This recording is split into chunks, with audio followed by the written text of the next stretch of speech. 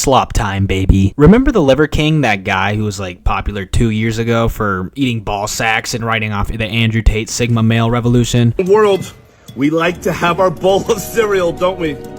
This is a primal version of your bowl of cereal. I got my testicles in farm fresh milk from Liver King Ranch. The most feared warriors, the Maasai.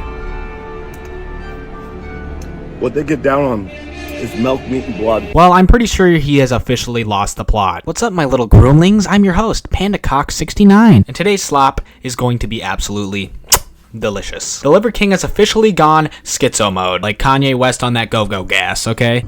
Say these things, but you're not allowed to do that further than me, and when you do, it touches my family. The Liver King, aka Brian Johnson, that's a fucking white-ass name, has made a shit ton of videos challenging Joe Rogan, of all people, to a fight to the death. Make videos to pretend anymore. All of this is happening. We're coming to you. I've challenged you man to man to a fight. Honorable. And we don't have to pretend or make any videos. The world is watching. They'll make the videos for us. And you don't have to hold a camera.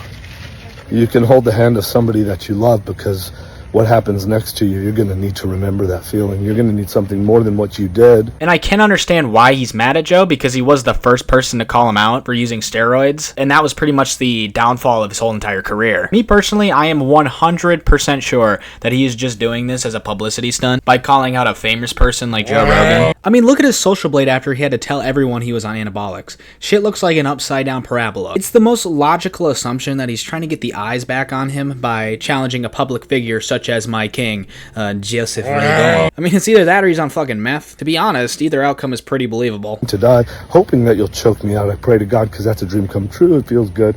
And then the limbs, I'm fighting for my family. So limb.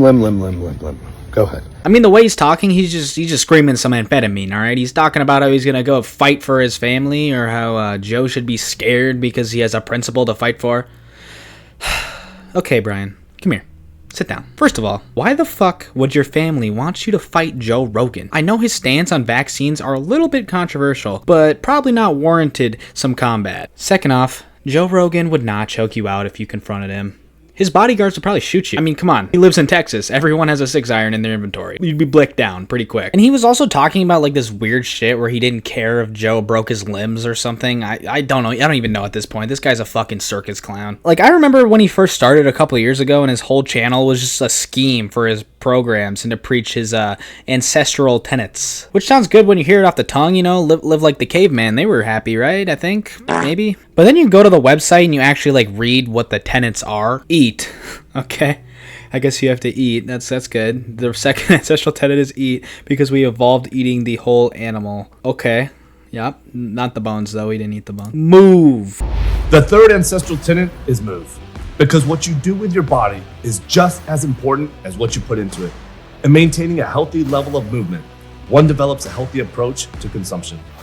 Okay, so exercise. So we have sleep, eat, and exercise. Wow, I really needed Liver King's help to discover that I need to fucking eat, sleep, and not be a fat piece of shit. The reason that we don't live like the cavemen is because it fucking sucked. They died at like 25. Not even.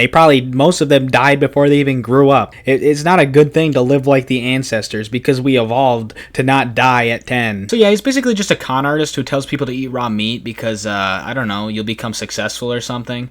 Let me tell you, pal. If having meat in your mouth gave you success, I would be the president of the fucking United States by now. And I think that the stunt he just pulled is his last breath, his last attempt to gain relevance again. I mean, he's tried before with a Netflix documentary or his ancestral retreats, but none of that actually worked because obviously it didn't. His credibility is completely gone. That's because steroids are literally a chemically made thing in the lab, and he promotes ancestral tenets. I don't think the ancestors were popping Popping that Turk, alright? I don't think they were... That Turkesterone! He also tricked a bunch of retards into believing that he was 190 pounds shredded from doing weighted walks and eating nut sacks. Yeah, you're not gonna be 190 pounds shredded unless you're a literal fucking physical specimen. That kind of thing is so stupid. It's just like the NFL. If you look at the NFL, every one of them motherfuckers are probably on steroids, especially like the D linemen and the linebackers. Fucking even the offensive linemen. No 300-pound man that can bench press a fucking car should be able to run a 4.9 40-yard dash. If anything, this hurts a lot of people because it makes people have unrealistic standards of what they can do. Natural.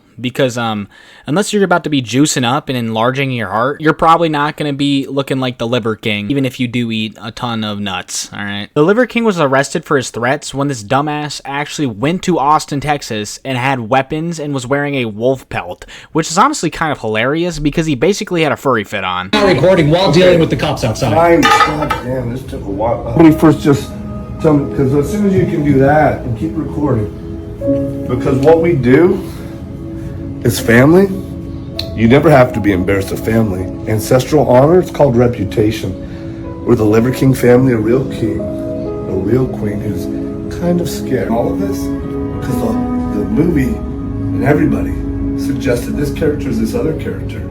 And then you guys are receiving me this way, and all of a sudden 0 time because you know the principle of the matter. I'm an actual man. The meth is strong with this one. How fucking stupid do you have to be to do this kind of thing? He was charged $20,000, which I mean he could definitely afford, but that's not the point. His image is now cooked. I mean, if it wasn't before, it's now cooked. And let me remind you, this guy has a whole ass family, and he's out here clout chasing Joe Rogan. Okay, good. Don't stop recording. Copy that.